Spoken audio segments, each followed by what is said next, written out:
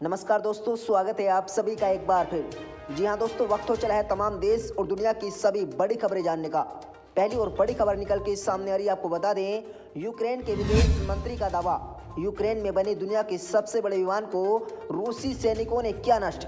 बताएंगे इस खबर को। अगली खबर में आपको बताएंगे, पीएम मोदी की मां के वजन के बराबर सोने से चमका काशी विश्वनाथ मंदिर का गर्भगृह, दक्षिण भारत के भक्त ने किया दान। बताएंगे इस खबर को भी। अगली खबर में आपको बताएंगे, रूस के हमले के बाद 5 लाख से अधिक यूक्रेनियों ने छोड़ा देश, लगातार प्लान कर रहे लोग। दोस्तों बताएंगे इस खबर को भी। अगली खबर में आपको बताएंगे, वाराणसी की शिवपुर सीट पर होगा असली राजभर का फैसला। बताएंगे क्या है समीकरण। अगली खबर में आपको बता दें, मणप्पुरम गोल्ड डकैती कांड में पलंग के पाए और तकिए में छिपा कर रखा था सोना, मास्टरमाइंड सहित 3 लोगों को जेल कर लिया गया है। बताएंगे इस खबर को। अगली खबर में आपको बताएंगे, बीजेपी सांसद रात के अंधेरे में मांग रही एसपी उम्मीदवार के लिए वोट, पिता स्वामी प्रसाद मौर्य के लिए प्रचार करने पहुंची संघमित्रा मौर्य। बताएंगे इस खबर को भी। अगली खबर में आपको बताएंगे, सीएम योगी आदित्यनाथ यानी सीएम योगी सरकार में मंत्री रमापति शास्त्री पहुंचे वोट मांगने तो भड़क गए ग्रामीण, बोले 2017 के बाद अब आए हो। बताएंगे इस खबर को भी। अगली खबर में आपको बताएंगे, सबका साथ सबका विकास का नारा देते हैं तो 80 और 20 कहां से आ गया, स्वामी प्रसाद मौर्य का सीएम योगी आदित्यनाथ पर तंज। बात करेंगे इन सभी खबरों की एक एक कर विस्तार से। लेकिन दोस्तों, खबर जानने से पहले लाइक कीजिए इस वीडियो को, चैनल को सब्सक्राइब करें ताकि देश और दुनिया की सभी बड़ी खबरें आपके पास सबसे पहले पहुंचे। जी हाँ दोस्तों, पहली और बड़ी खबर निकल के सामने आ रही है। आपको बता दें, यूक्रेन के विदेशी मंत्री का दावा, यूक्रेन में बने दुनिया के सबसे बड़े विमान को रूसी सैनिकों ने नष्ट कर दिया गया है। बता दें, दुनिया के सबसे बड़े विमान को रूस के सैनिकों ने कीव के पास एक हवाई क्षेत्र में नष्ट कर दिया। यूक्रेन के विदेशी मंत्री दिमोत्रा कुलेबा ने रविवार को इस संबंध में जानकारी दी। उन्होंने बताया कि मॉस्को ने चौथे दिन भी अपने पड़ोसी पर हमला जारी रखा और काफी नुकसान पहुंचाया। बता दें, AN 225 मिर्या, जिसे मिर्या यूक्रेन में ड्रीम कहा जाता था, वो यूक्रेन एलेक्ट्रॉनिक्स कंपनी एटोनोवा ने बनाया था और इसकी गिनती दुनिया के सबसे बड़े कार्गो विमान के रूप में होती थी। ये विमान रूसी गोलीबारी के कारण कीव के बाहर होस्टिमोल हवाई अड्डे पर कथित तौर पर जला दिया गया है। बता दें, यूक्रेन के विदेश मंत्री ने ट्वीट करते हुए लिखा है कि दुनिया का सबसे बड़ा विमान मिर्या द ड्रीम कीव के पास एक हवाई क्षेत्र में रूसी सैनिकों द्वारा नष्ट कर दिया गया। हम विमान का पुनर्निर्माण करेंगे, हम एक मजबूत, स्वतंत्र और लोकतंत्र यूक्रेन के अपने सपने को पूरा करेंगे। विदेश मंत्री के अलावा यूक्रेन के ट्विटर हैंडल ने भी इसे लेकर एक ट्वीट किया और विमान की एक फोटो को ट्वीट करते हुए मैसेज लिखा। उन्होंने कहा कि हमारा सबसे बड़ा विमान को जला दिया गया, लेकिन हमारी मिर्या यानी सपने कभी नष्ट नहीं होंगे। इस विमान को लेकर बनाने वाली कंपनी एटोनोवा का कहना है कि वे नहीं बन सकता कि वर्तमान में स्थिति अभी क्या है। जब तक विशेषज्ञों द्वारा NN 225 का निरीक्षण नहीं किया जाता, तब तक वे विमान की तकनीकी स्थिति पर कुछ भी नहीं कर पाएंगे। जल्द ही हम इसे लेकर घोषणा करेंगे। बता दें कि गुरुवार से शुरू हुई जंग के बाद से रूस लगातार यूक्रेन के प्रमुख शहरों में क्रूज मिसाइलों से लेकर हमले कर रहा है। उसने यूक्रेन के सबसे बड़े शहर खार्किव पर रविवार को फिर से कब्जा जमा लिया। यूक्रेन के संघर्ष में शनिवार तक 3 बच्चों सहित 198 नागरिकों के मारे जाने की खबर सामने आ गई है। दोस्तों, अगली बड़ी खबर में आपको बता दें, प्रधानमंत्री मोदी की मां के वजन के बराबर सोने से चमका काशी विश्वनाथ मंदिर का गर्भगृह, दक्षिण भारत के भक्त ने किया दान। आपको बता दें, वाराणसी में प्रधानमंत्री मोदी का ड्रीम प्रोजेक्ट काशी विश्वनाथ धाम और आब और बढ़ गई है। विश्वनाथ मंदिर के गर्भगृह की सभी दीवारों में से सोना लगा दिया गया है। गर्भगृह की दीवारों में जड़ित सोना दक्षिण भारत के श्रद्धालुओं ने प्रधानमंत्री नरेंद्र मोदी से प्रभावित होकर उनकी मां हीराबेन के तोल के बराबर दान कर दिया। ये संयोग यह है कि सोना मरने के बाद उसे सबसे पहले प्रधानमंत्री मोदी को यहाँ आकर बाबा विश्वनाथ का अभिषेक करने का मौका मिला। हालांकि श्रद्धालु ने अपना नाम उजागर नहीं करने की शर्त पर मंदिर प्रशासन के साथ मिलकर गर्भगृह में सोना मढ़वाया है। गर्भगृह के अंदर 37 किलो सोना लगाने के काम पूरा हो चुका है। अब स्वर्ण शिखर ने नीचे बचे हिस्सों और चौखट आदि बनवाने के लिए 24 किलो सोना लगाने की योजना है। महाशिवरात्रि के बाद ये काम शुरू हो जाएगा। बताया जा रहा है कि दक्षिण भारत के एक भक्त ने 3 महीने पहले मंदिर आकर इस बात की जानकारी ली थी कि गर्भगृह में सोना कितना लगेगा। उसने सोना दान करने की बात कही थी।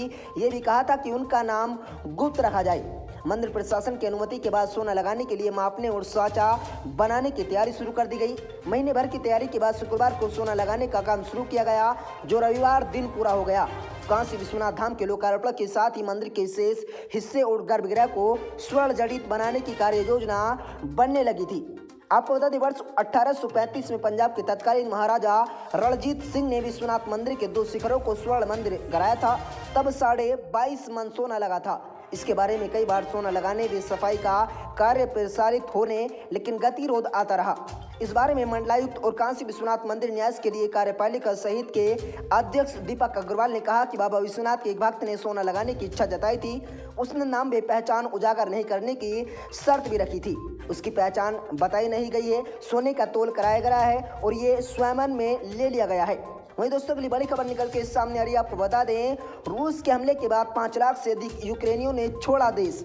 लगातार पलायन कर रहे लोग। आपको बता दें संयुक्त राष्ट्र शरारती एजेंसियों ने सोमवार को पहले ही पिछले सप्ताह रूस द्वारा आक्रमण किए जाने के बाद 5 लाख से ज्यादा लोगों ने रूस यानी यूक्रेन छोड़ दिया है। संयुक्त राष्ट्र के शरारती मामलों के उच्चयोग NUHR प्रमुख फिलियो ग्राउडर ने ट्वीट कर यह जानकारी दी। जिनेवा स्थित UNHRC प्रवक्ता साबिया मंटू ने कहा कि ये जल्द ही देश के अनुसार संख्या के बारे में विवरण कर लिया गया है। वहीं दोस्तों अगली बड़ी खबर निकल के सामने आ रही है। आपको बता दें वाराणसी की शिवपुर सीट पर होगा असली रात भर का फैसला। बता दें उत्तर प्रदेश में 5 चरणों के चुनाव संपन्न हो चुके हैं और छठे 7वें चरण का मतदान बाकी है। छठे और 7वें चरण में उत्तर प्रदेश की पूर्वांचल में चुनाव होगा। पूर्वांचल में समाजवादी पार्टी और बीजेपी के बीच कांटे का टक्कर का मुकाबला माना जा रहा है। पूर्वांचल में भाजपा और सपा के गठबंधन साथी भी महत्वपूर्ण भूमिका निभाएंगे। सपा ने ओम प्रकाश रावत की पार्टी सुहेलदेव समाज पार्टी सपा के साथ गठबंधन किया।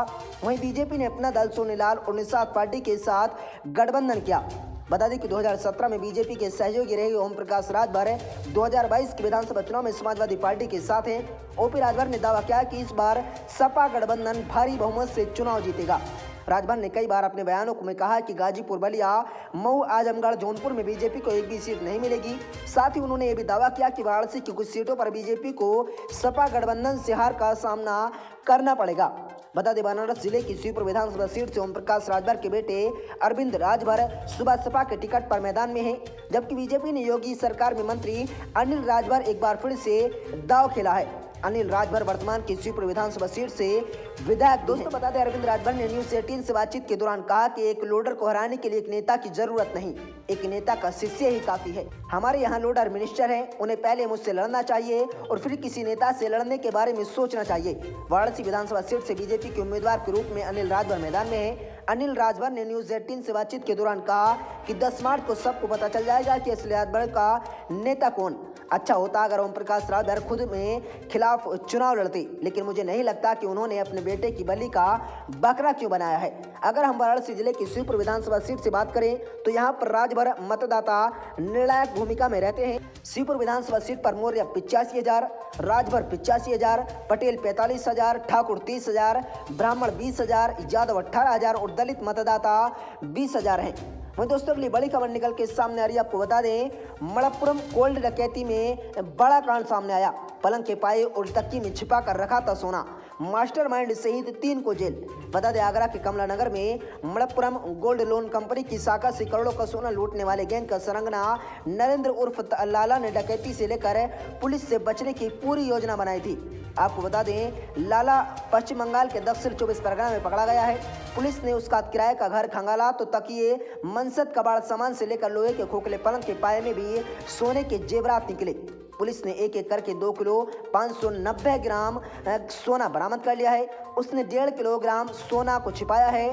पुलिस अब उसे कस्टडी में रिमांड में लेकर सोने की बरामदगी के प्रयास करेगी। एसएसपी सुधीर कुमार ने बताया कि कमला नगर स्थित मलप्पुरम गोल्ड लोन कंपनी की शाखा में 17 जुलाई 2021 को करोड़ों का सोना लूटा गया था। पहले मुकदमा 19 किलोग्राम सोने के जेवरात और 6 लाख रुपए की लूट का लुकवाया गया था। बाद में 3 किलोग्राम सोना शाखा में रखा मिला था। इस तरह से बदमाशों ने तकरीबन 16 किलोग्राम सोना कैश लूटा था। 22 आरोपियों के नाम सामने आए हैं। 16 आरोपियों को गिरफ्तार कर जेल भेज दिया गया है, जबकि 2 आरोपी मुठभेड़ में मारे गए। 3 आरोपी नरेंद्र उर्फ लाला, उसका भाई अरुण और मां राजकुमारी को पकड़ लिया गया है। अब एक आरोपी महिला शेष है, उसकी तलाश की जा रही है। पुलिस ने बताया कि लाला ने पश्चिम बंगाल के दक्षिण 24 परगना के सुनारपुर थाना क्षेत्र में किराए के मकान पर अपना ठिकाना बनाया था। उसके साथ भाई अरुण और मां राजकुमारी रह रही थी। उससे पता था कि पुलिस पकड़ेगी तो सबसे पहले सोना बरामदगी के प्रयास में लगेगी। इसने सोना छिपा दिया था। जब अपराध खुफिया साख और ट्वीट की टीम ने उसके घर पर दबिश दी तो सबसे पहले सोने की तलाश की। पहले लाला से पूछताछ की, मगर वे एक बात नहीं बोला, घर में कहीं रखा होगा, ढूंढ सको तो ढूंढ लो। इस पर पुलिस ने उसका घर खंगालना शुरू कर दिया, मगर कोई ऐसा बैग नहीं मिला जिसमें सोना रखा था। इस पर पुलिस ने पलंग कपड़ों का खंगाला, तकिए का वजन जाकर देखा तो उसके कपड़ों को फाड़ कर देखा तो जेवर मिले थे। इसी तरह मनसद में भी जेवर रखे गए थे। इसके बाद जेवरात नहीं मिल रहे थे। इस पर लाला से सख्ती से पूछताछ की गई, तब उसने अपनी जुबान खोली। लोहे की पलंग के पाए को उखाड़ कर फेंकने पर गहने निकले हैं। दोहरी छत पर रखे कबाड़ सामान में सोना रखा मिला है। सोने को यानी सोना एक तरीके से पूरे घर में लदा हुआ था।